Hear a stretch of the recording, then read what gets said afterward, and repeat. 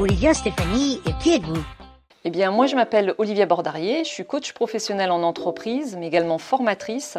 Et dans mon passé, j'étais également responsable RH en entreprise. Je suis Stéphanie Aubry, je suis nutri-psychothérapeute. J'accompagne les personnes à faire de leur alimentation un pilier de santé, à la fois physique et à la fois psychique. Mon accompagnement est individuel, mais également je suis formatrice pour une école de naturopathie et dans le cadre d'une école de coaching. Et puis avec nous, nous avons une troisième personne qui est Dorothée Burdin, qui n'a pas pu être là aujourd'hui. Elle est elle-même facilitatrice en intelligence collective, donc elle travaille vraiment avec les équipes.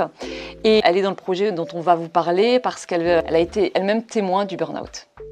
Le burn-out est un défaut de notre société moderne. Quel est votre constat? Alors en entreprise, le constat c'est qu'il y a de plus en plus de cas de burn-out qui arrivent, qui se démultiplient. Et surtout, on a donc des personnes qui ne savent pas vers qui se tourner et des entreprises, donc aussi bien au niveau des managers, des responsables RH, mais également des dirigeants qui se sentent démunis, qui ne savent pas quoi faire pour accompagner ces personnes-là. En cabinet, moi, ce que j'ai vraiment constaté et qui a beaucoup augmenté donc avec cette période Covid, c'est vraiment une perte de sens. Et dans le burn-out, il y a cette perte de sens. Donc vraiment, moi, j'ai vu vraiment un nombre bien plus important depuis le Covid de personnes qui sont victimes de burn-out. Et puis ce qu'on peut rajouter, c'est qu'on s'aperçoit qu'au-delà de ça, les personnes qui aujourd'hui font ces épuisements personnels et professionnels, les font souvent maintenant à répétition. C'est-à-dire qu'elles ont eu un premier burn-out, elles vont mieux, elles retournent, elles font leur activité. Et puis quelques temps après, voire peut-être quelques années après, elles refont un deuxième, voire un troisième épisode de burn-out. Il y a une forme de succession parce que le problème de fond n'est pas traité. Face à ce constat, mesdames, que proposez-vous? Alors on a décidé, comme on a constaté ensemble qu'il y avait finalement très peu de solutions proposées sur le marché, des personnes qui se retrouvaient assez démunies puisqu'elles avaient face à elles les possibilités c'était d'aller voir soit le médecin, soit après avoir des accompagnements individuels mais de type plutôt des stages bien-être, soit d'un point de vue carrière professionnelle, davantage elles se tournaient vers des bilans de compétences. Mais finalement, il n'y avait pas vraiment un accompagnement global. Et donc, on a décidé d'unir nos compétences à la fois en psychonutrition, à la fois dans l'univers du monde professionnel, mais également du collectif pour proposer déjà dans un premier temps un séminaire destiné aux femmes pour faire le point sur leur situation, mais également prendre du recul, comprendre le burn-out, mais également de les accompagner dans une durée, d'un point de vue collectif, pour les aider dans cette transition, dans ce rebond, pour trouver toutes les ressources. Effectivement, c'est amener beaucoup de compréhension. Qu'est-ce qui fait qu'on en est arrivé là? Donc vraiment mieux comprendre les raisons, aller vraiment dans les causes.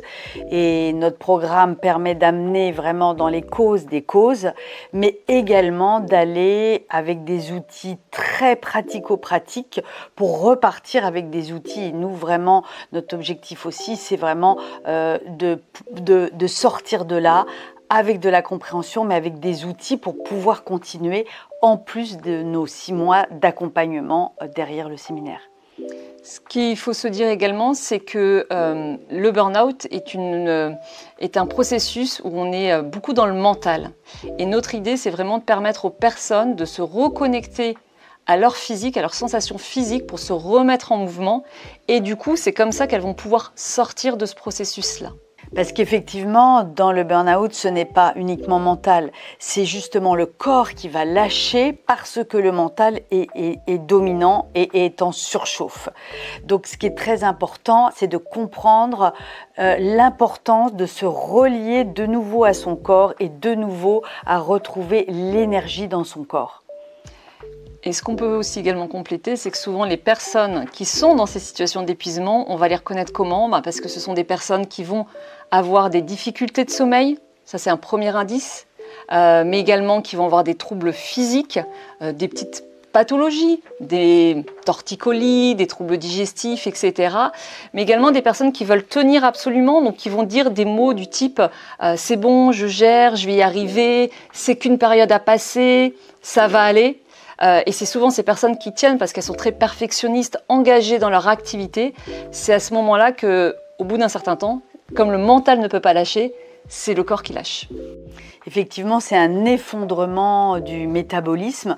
Donc au départ, ça peut paraître complètement inaperçu. C'est plusieurs fois des torticolis, plusieurs fois je me tords la cheville, il peut y avoir des entorses. En fait, c'est des maux du corps qui peuvent ne rien avoir dans le sens que c'est vraiment le mental qui est tellement fort que c'est le corps qui va lâcher par des tout petits mots, mais une chronicité de mots et à la fin, le corps va s'effondrer et c'est tout le système hormonal qui va s'effondrer. Comment est né votre projet? Alors à la base, c'est l'histoire d'une rencontre avec Stéphanie. On en avait parlé il y a déjà quelques années.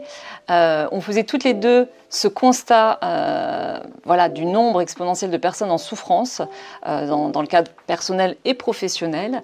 Et puis, il y a quelques mois de ça, par l'intermédiaire de Dorothée, on a reparlé de ce sujet-là et on s'est dit, ça y est, c'est le moment, il faut qu'on propose quelque chose. Ça faisait beaucoup de sens pour nous, c'était important de pouvoir apporter notre contribution et un accompagnement spécifique pour ne plus laisser les personnes seules face à cette situation. Alors moi, ça fait à peu près 15 ans que j'accompagne des personnes qui sont victimes de burn-out, mais de manière individuelle. Et c'est vrai que des fois, moi, je me sentais aussi démunie parce que j'avais pas non plus cette casquette entreprise.